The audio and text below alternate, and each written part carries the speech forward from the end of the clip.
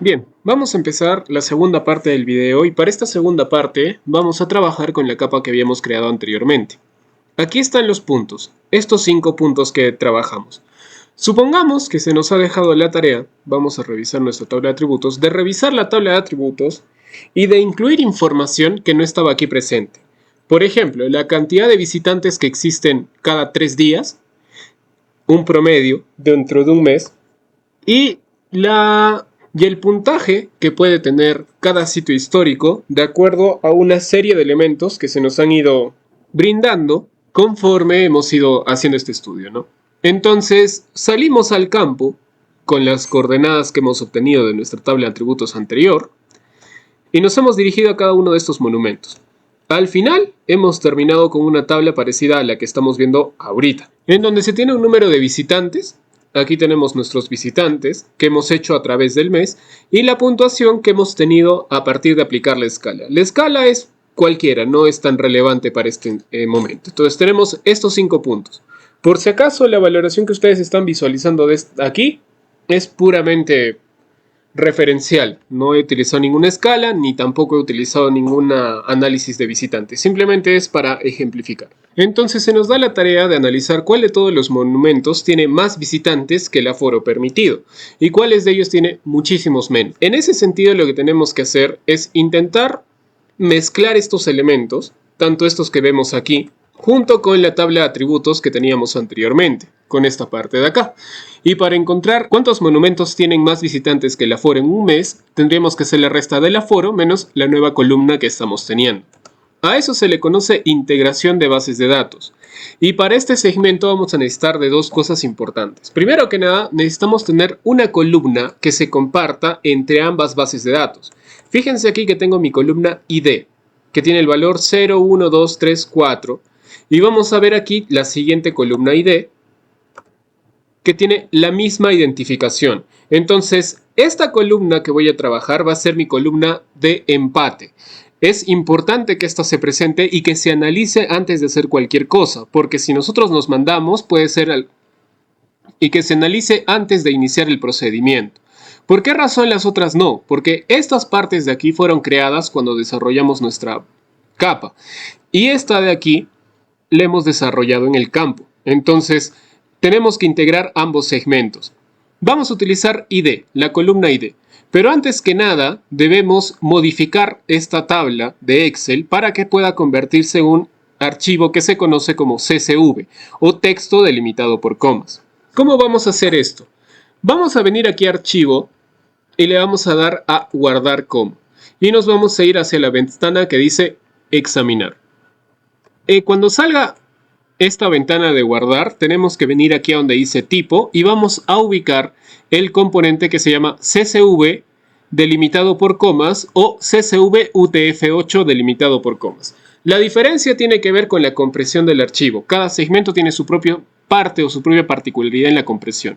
Así que yo voy a ir a texto delimitado por comas en el CSV UTF-8 y le voy a dar a guardar. Aparentemente esto no hace ningún cambio. No hemos cambiado absolutamente nada. Pero este formato en el que acabamos de crear o subir nuestra base de datos es un formato estándar que se maneja tanto en el QGIS como en ArcGIS como en otros segmentos de programación.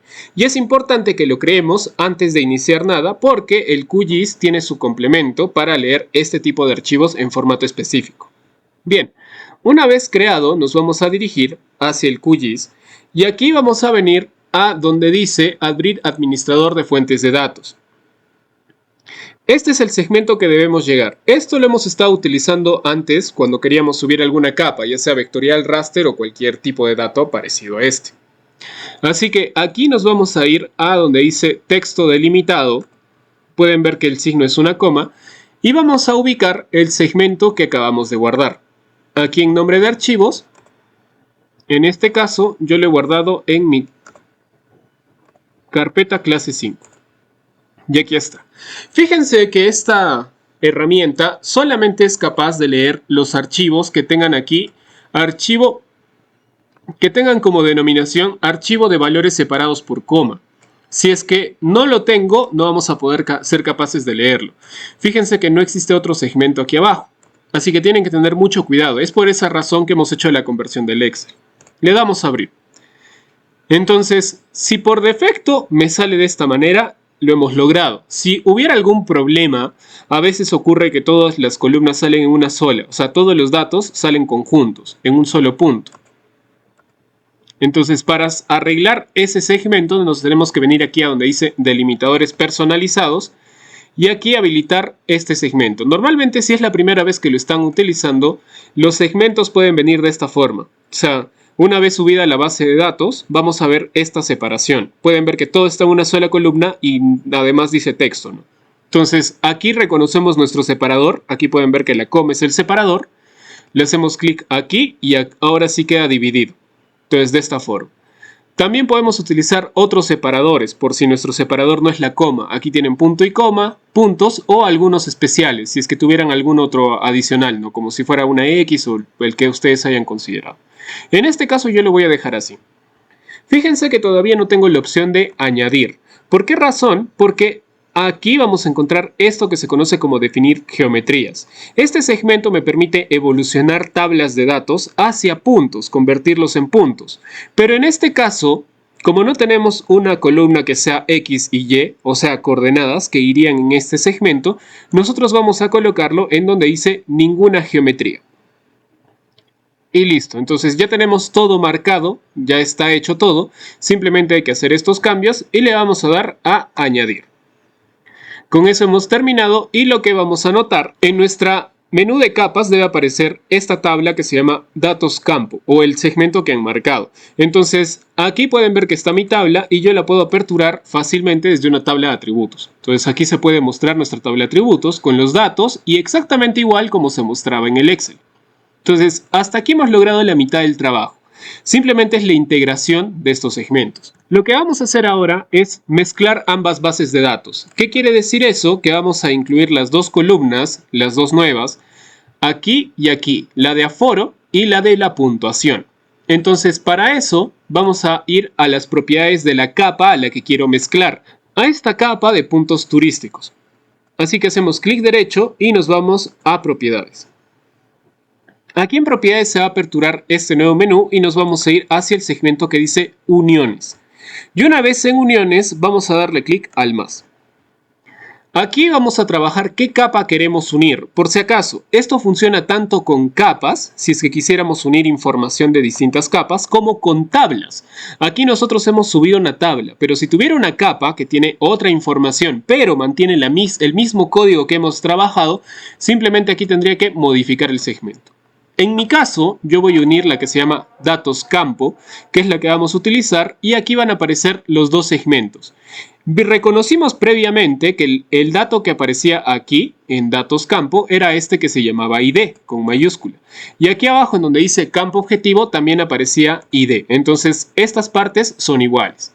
Hay dos cosas que tienen que tener con mucho cuidado cuando utilicen este ejercicio o este elemento. Primero que nada, aquí arriba, cuando dice 1, 2, 3, el tipo de dato que nosotros encontremos aquí debe ser exactamente el mismo que nosotros vemos por acá abajo. Entonces pueden fijarse que aquí dice 1, 2 y 3 y aquí abajo dice 1, 2 y 3. Este valor está haciendo referencia a los datos de tipo entero. Si yo desplazo, puedo ver que todos mis datos son enteros, mientras que en mi tabla tengo datos de tipo texto, con ABC, datos de tipo fecha y datos de tipo decimal, como las coordenadas. Es importante que el dato de la tabla del campo que queremos unir sea exactamente igual que el dato del campo objetivo. Entonces, todos estos dos deben ser exactamente iguales.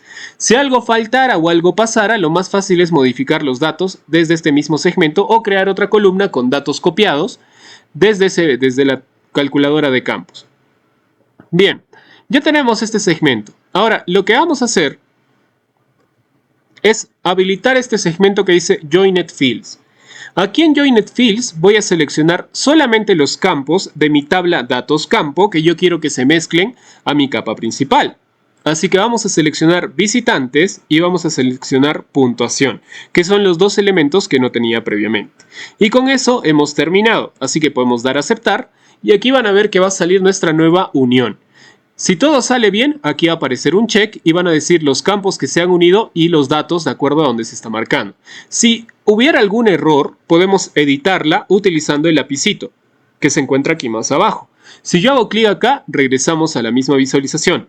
Y si saliera mal, puedo borrarla utilizando el menú de menos, que se encuentra aquí, para crear una nueva unión. Entonces, esto está listo, le doy a aplicar y aceptar. Y ahora nos movemos hacia nuestra nueva tabla de atributos. Y como pueden ver, la tabla de atributos ahora guarda la información de datos campo, aquí se muestra el origen, y de la columna visitantes, y de datos campo, y la columna puntuación. Entonces aquí están los segmentos que se han visto y que se han trabajado. Ahora, finalmente, lo que podemos hacer es ver cuántos de estos han sido sobrepasados, cuántos de ellos se han visto sobrepasados en su aforo.